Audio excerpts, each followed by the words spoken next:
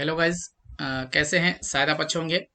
तो दोस्तों, आज हमने क्लास 10th का गणित लेकर आया हूँ, जो आपके लिए बहुत ही ज़्यादा इम्पोर्टेंट है। तो चलिए आइए सभी हम लोग प्रश्न को आज करते हैं।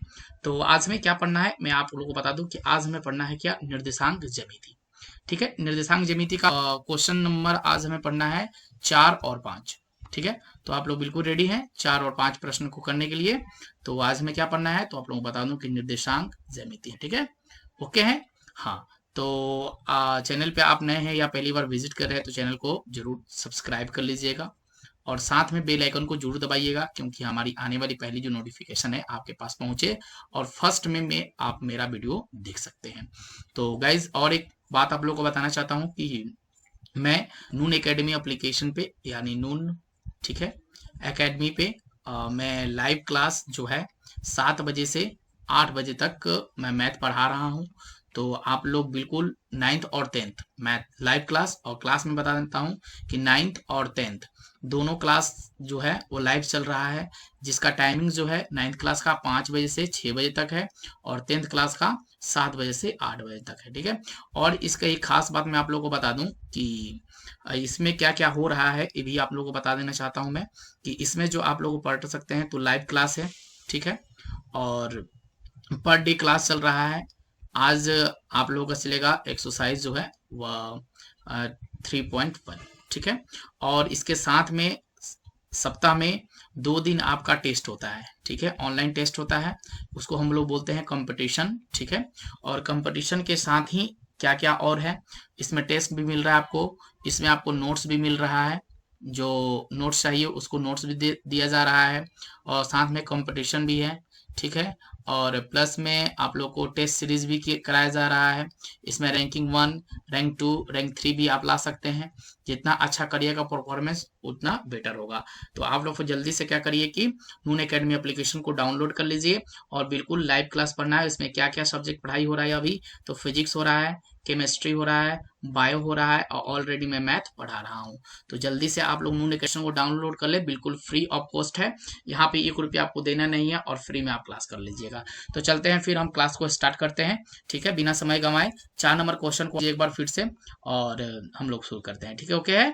कोई दिक्कत, किसी को कोई दिक्कत हो मुझे जरूर एक बार कॉल कर लीजिएगा। ठीक है, मैं अपना नंबर भी आप लोगों को मैं दे देता हूँ कि मेरा नंबर क्या है, 7250205670। ठीक है, ये मेरा व्हाट्सअप नंबर है, आप मेरे व्हाट्सअप से कांटेक्ट कर सकते हैं।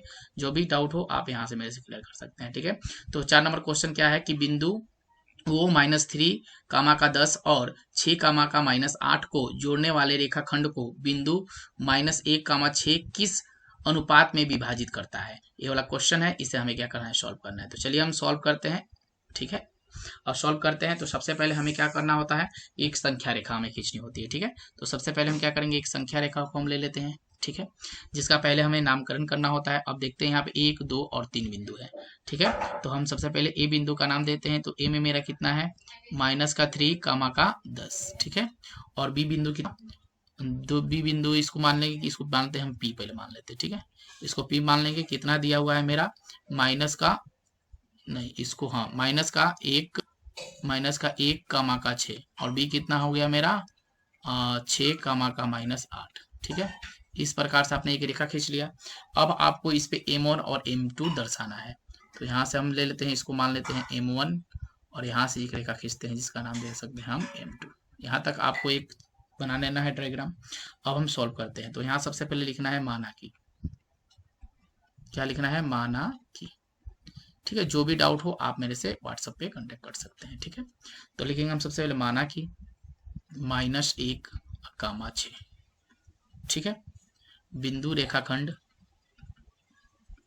बिंदु रेखाखंड, ठीक है, को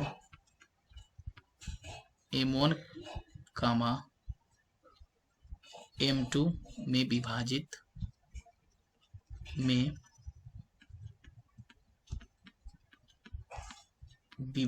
करती है। ठीक है, ये चीज आप लिख लीजिएगा, विभाजित करती है।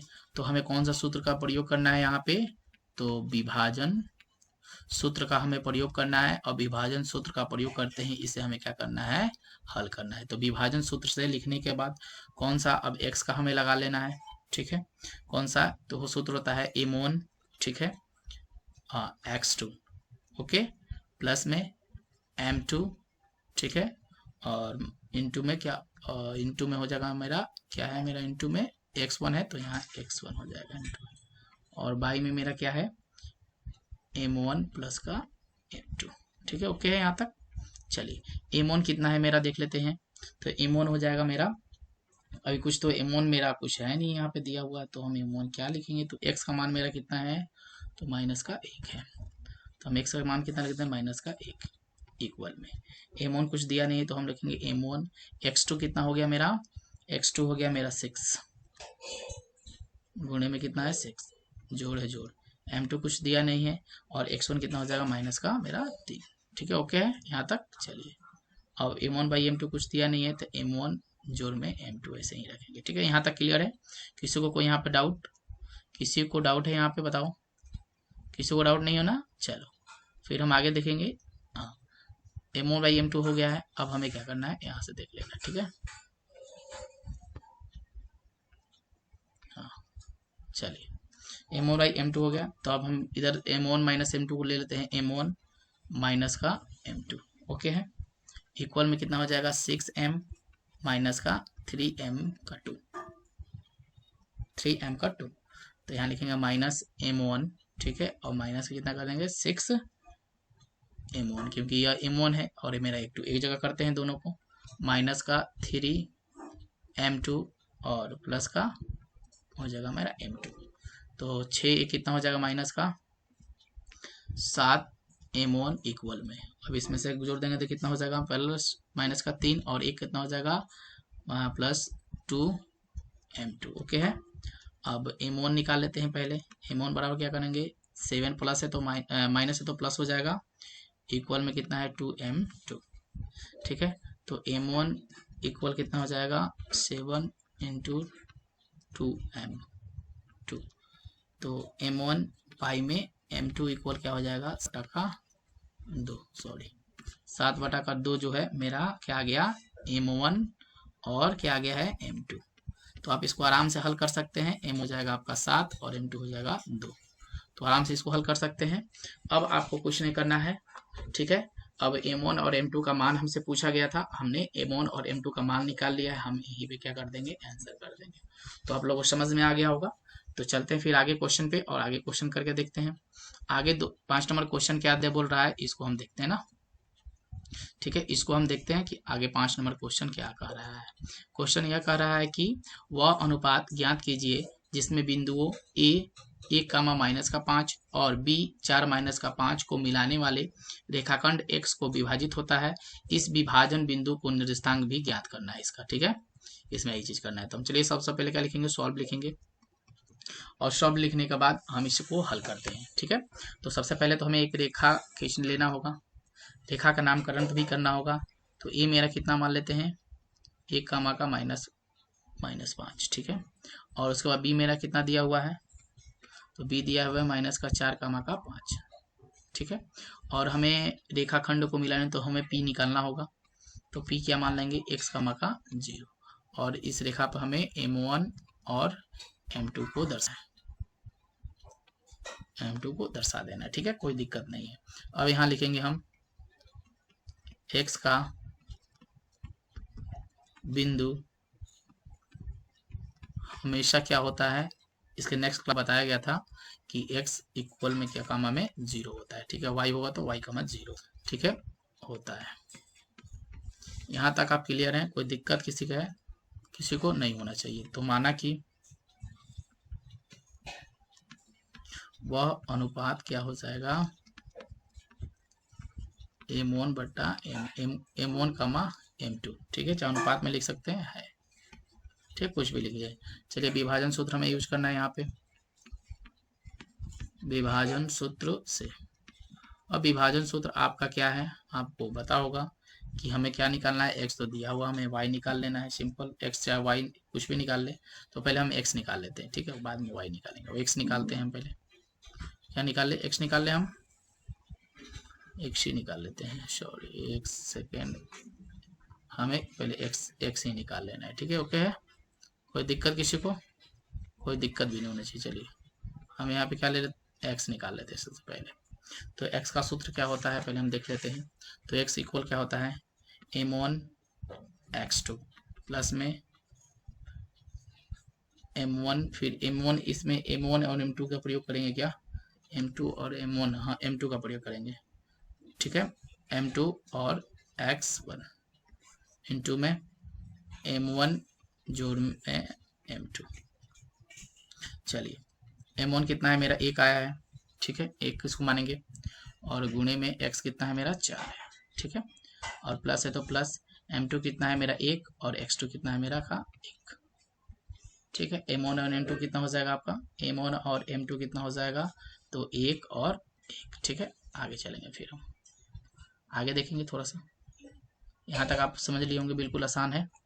यहाँ तक कोई किसी को दिक्कत कोई है क्या, यहाँ तक दिक्कत तो नहीं होना चाहिए किसी को, ठीक है। फिर हम आगे चलेंगे ना, आगे देखते हैं फिर।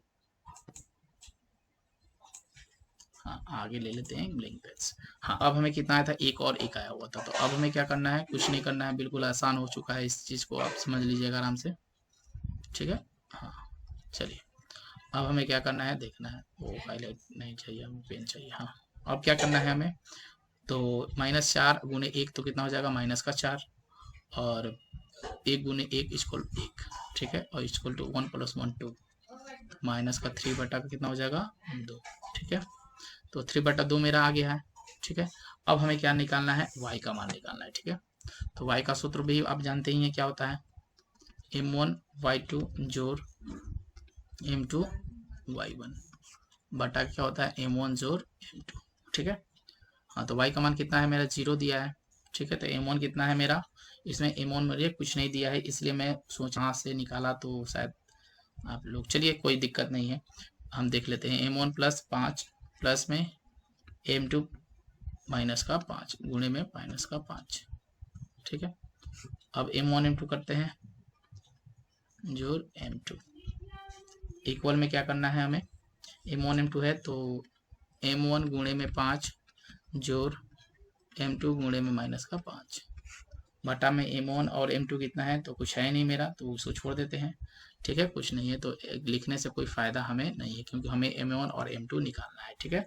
तो कितना हो जाएगा, यहाँ का 5 m1 जोड़ में -5 m2, ठीक है। अब ये दोनों 5 ही में है, तो हमें क्या करना है, तो 5 को कॉमन कर लेना है और कितना कर देना है, 5 m1/m2। अब क्या हो जाएगा आपका कि m1 बाई में m2 इक्वल क्या हो जाएगा, 5/5, तो कट जाएगा, तो मेरा कितना बचेगा, एक, m1/m2 इक्वल में 1/1, ठीक है। जब आपका m1 और m2 निकल गए तो यहीं पे मैंने क्या कर देंगे, हम आंसर कर देंगे। तो क्लियर है, आप समझ लिए होंगे इसको। तो वीडियो कैसी लगी, अच्छी लगी हो तो एक लाइक आप ज़रूर कर दीजिएगा, ठीक है। एक लाइक आपको बनता है, तो एक लाइक करिए, ठीक है, और चैनल को प्लस में सब्सक्राइब जरूर करिए। Thank you, thank you. चलिए ओके है, ठीक है, ओके।